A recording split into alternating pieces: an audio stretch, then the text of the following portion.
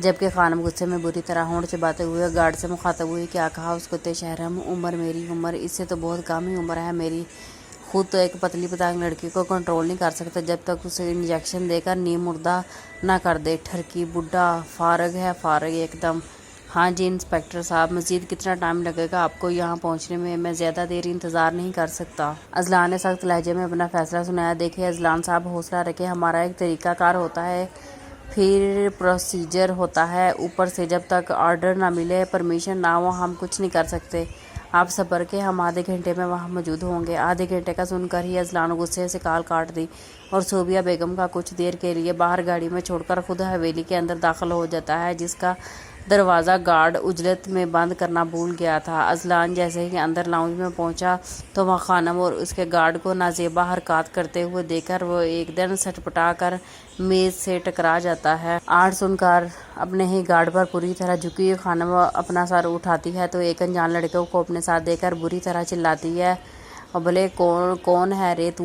अंदर कैसे घुसा है? किसने तुझे भेजा है? अजलान की तरफ से कुछ जवाबात ना मिलने पर खानम शदीद गुस्से में अपने गार्ड पर चिल्लाई, इसे अब तो उठकर इधर आएगा, देखेगा इसे कि मर गया तू बुढ़ा हराम साले। कैसा गार्ड है तू, बेशरम गैर जिम्मेदार। ये गेट बंद करने के लिए मैंने तेरे बाप को रखा हुआ है इधर, कि अब कोई भी कंजर मुंह उठाए अंदर गुस्सा चला आए। खानम की गालियां सुनकर इसका गार्ड दौड़ता हुआ किसी पालतू कुत्ते की तरह अजलान के सामने आकर खड़ा हो गया और सीधा खड़ा होकर उसे तन कर हटाया, हाथ कमर से। साले प्रेग्नेंट औरतों जैसे खड़ा हो गया है जाकर उसके आगे। ये बॉडी गार्ड है मेरा, जिसकी अपनी ही बॉडी में दम नहीं है। खानम अपने मखसूस अंदाज में आलती पालती मारकर पान चबाते हुए मुसलसल बाजारी ज़ुबान इस्तेमाल कर रही थी, जो अजलान के लिए बर्दाश्त करना तकरीबन नामुमकिन हो गया था। अजलान ने एकदम से मेज़ पर रखा डेकोरेशन पीस उठाया और अचानक गार्ड के सर पर दे मारा। हमला इतना अचानक था कि उसे कुछ करने का मौका ही नहीं मिला, वो उसी वार से ढेर हो गया। खानम जो नॉन स्टॉप बकवास कर रही थी ज़ोरदार आवाज़ से चूक गई। वो अपने गार्ड को ऐसे ज़मीन पर देकर उठ खड़ी हुई। कौन है तू? किसने भेजा है रे तुझे? वो चिल्ला उठी तो अजलान ने घराटे हुए खानम को गर्दन से दबोच लिया और धाड़ते हुए इसकी आंखों में आंखें डाला चला गया। चुप, एकदम चुप, वरना तुम्हें खामोश कराने में 2 मिनट भी नहीं लगेंगे मुझे।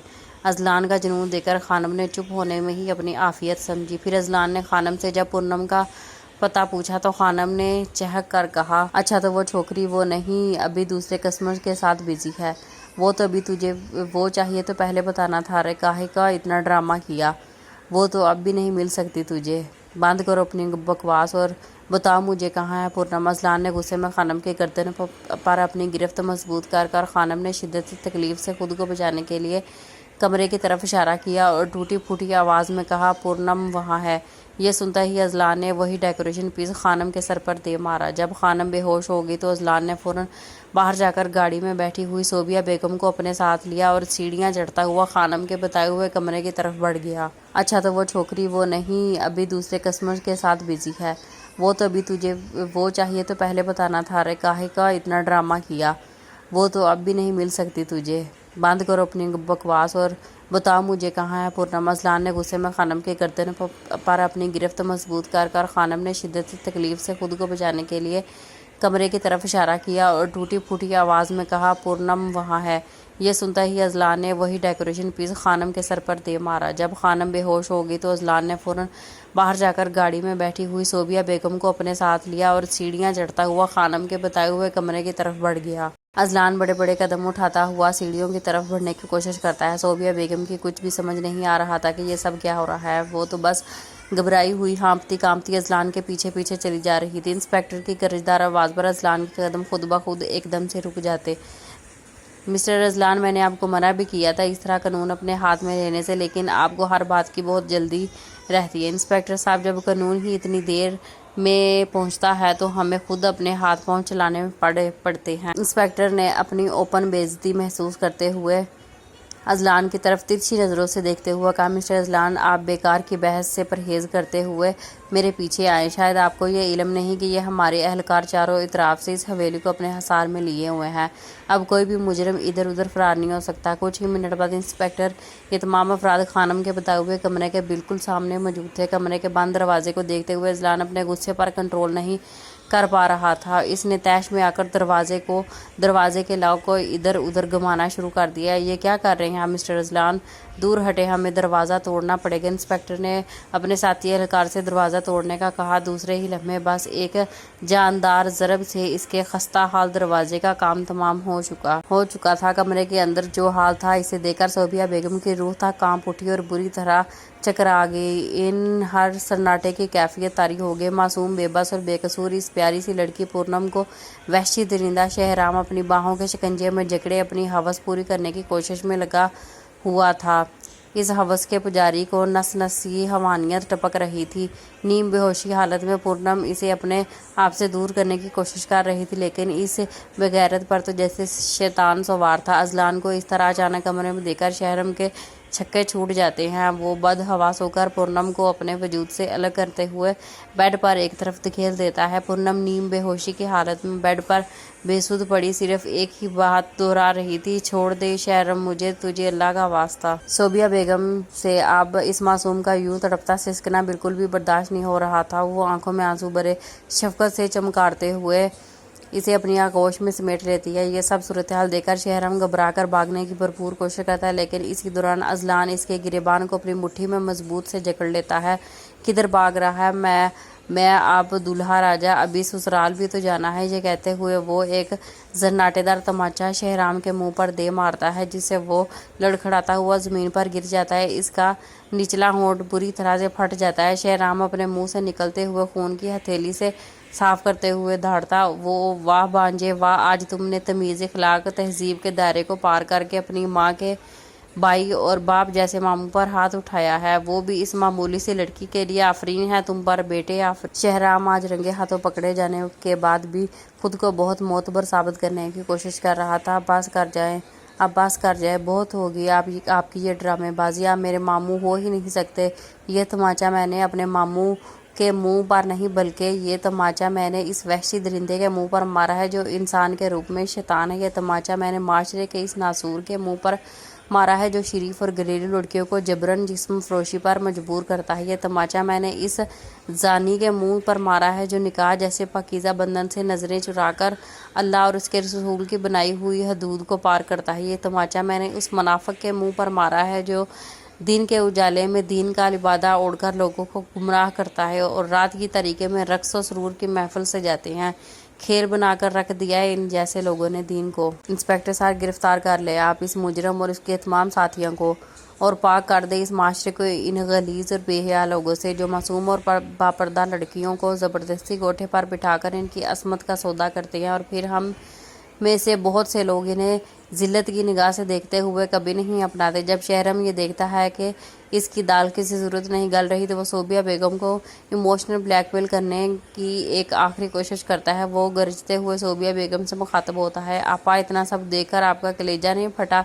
यूँ मुझे सबके सामने रुसवा किया जा रहा है। आप खामोश तमाशाई की तरह सब इतनी इत्मीनान से देख रही हैं। वो वक़्त याद करें जब आप जवानी में बेवा हो गई थी और अजलान यतीम, तो किसने आगे बढ़कर आपका साथ दिया था? ये सुनते ही सोबिया बेगम चिल्ला उठी, बेशरम, बेहया, रुसवा कर दिया तुमने मुझे सारे जहां में, तोड़ दिया मेरा मान, मेरा गुरूर। अब तुम मेरे भाई कहलाने के लायक नहीं रहे। मैं सोच भी नहीं सकती तू मेरा इतना बड़ा बहरूपिया है। तुमने अपनी बेटी की उम्र की लड़की के साथ ये सब कहकर सोबिया बेगम फूट फूट रोने लगी। अजलान का निकाह आज के दिन अजलान अपनी ज़िंदगी के नए सफ़र का आगाज़ कर रहा है। इसकी ज़िंदगी की सबसे बड़ी खुशी परियों जैसी आन बान वाली पूनम आज हमेशा के लिए इसके नाम के साथ मंसूब होने वाली थी। सोबिया बेगम का दिल भी खुशी से मामूर था, क्योंकि आज इनका लाज दुलारा सर पर सेहरा सजाए इनको ज़िंदगी की सबसे बड़ी खुशी देने जा रहा था। हर तरफ खुशियां का राज था। ये आलीशान महलनुमा बंगला बहुत ही खूबसूरती से सजा हुआ था। आखिर क्यों ना होता, इस घर के अकलौते वारिस अजलान के निकाह की तकरीब थी।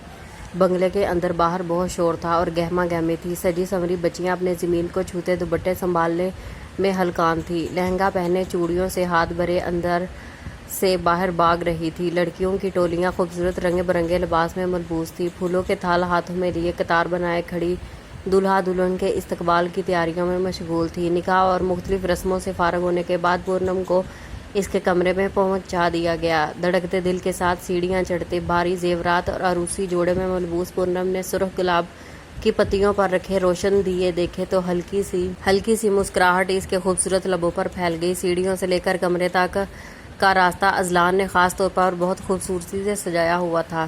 اسے اپنے دل میں بھی سرخ پتیوں کی برسات ہوتی محسوس ہو رہی تھی، جو اسے آنے والے وقت میں امید صبح بہاراں کی نوید سنا رہی تھی۔ آج اس کے لبوں پر صرف یہی دعا تھی، یا اللہ، اذلان کے ساتھ میری زندگی کا یہ سفر عمر بھر کا ہو۔ اس نے اس دعا کے بعد دل ہی دل میں آمین کہا۔ خوبصورتی اور نفاست سے آراستہ کمرے میں پھولوں سے سجی سیج پر بیٹھی اپنی مہندی سے رچے نم ہاتھوں کی لرزش کو چھپاتی دھڑکتے دل سے وہ اپنے ہم سفر کی منتظر تھی۔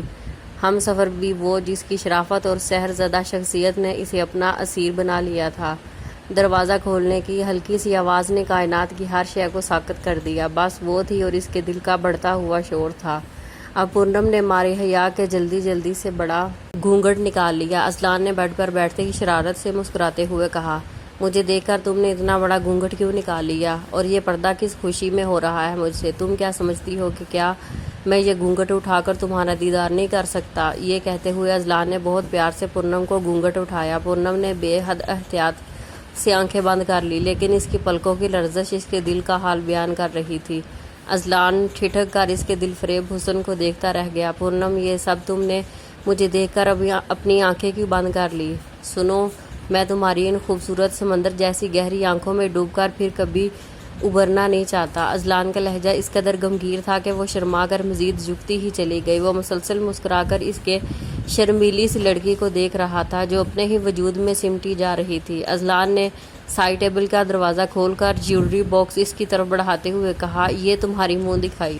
اذلان، مجھے آپ سے تاحیات کچھ بھی نہیں چاہیے سوائے ایک گفٹ کے۔ اذلان، آپ مجھے کبھی اپنی نظروں سے گرنے نہیں دیجیے گا۔ یہ سب کہتے ہوئے اس کی غزالی آنکھوں سے آنسو چھلک پڑے۔ بس پورنم، اب ایک بھی آنسو اور نہیں۔ اذلان نے پورنم کے ہاتھوں کو تھامتے ہوئے کہا، تم میری نظروں سے کبھی گر نہیں سکتی، کیوں نہ کہ تم تو میری پلکوں میں بیٹھی ہو۔ تم سے ملنے کے بعد میں نے محبت کی عظمت کو سمجھا ہے کہ کوئی لڑکی اتنی معصوم بھی ہو سکتی ہے۔ تم میری خوشی ہو پورنم، میرے جینے کی وجہ ہو۔ آج مجھے قتیل شفائی کی ایک غزل شدت سے یاد آ رہی ہے۔ یہ غزل تمہارے دل میں آنے والے تمام خدشات کو ہمیشہ کے لیے دور کر دے گی۔ زندگی میں تو سبھی پیار کرتے ہیں، تو بہاروں کا ہے عنوان، تجھے چاہوں گا میں تو مر کر بھی، میری جان تجھے چاہوں گا۔ زندگی میں تو سبھی پیار کرتے ہیں، میں تو مر کر بھی تجھے چاہوں گا۔ Thank you for watching.